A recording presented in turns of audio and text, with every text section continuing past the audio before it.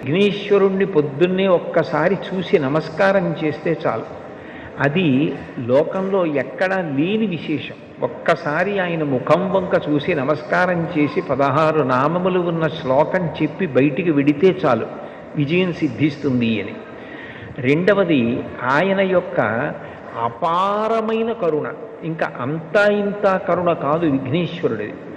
ఆయన క్షమించినంత తొందరగా ఎవ్వరూ క్షమించరు. మీరు చూడండి, అందరికన్నా ఎక్కువగా మరిచిపోయే లక్షణం ఎవరికి ఉంటుంది అంటే పిల్లల యందు ఉంటుంది.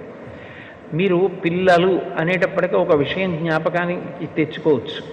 పెద్దవాళ్ళు ఏదైనా తింటున్నారనుకోండి, ఎవరో పెద్దలు వచ్చారు ఇంటికి, ఇంట్లో భోజనమో ఫలహారమో చేస్తున్న పెద్ద ఆయన ఆ పళ్ళెం పట్టుకునో లేకపోతే చేతిలో ఏ ఉండ్రాయో కుడుమో పట్టుకుని తింటూ వీధిలోకి వెళ్ళి స్వాగతం పలకడం, ఆ పళ్ళెం లోపల పెట్టి తాను పెడతాడు.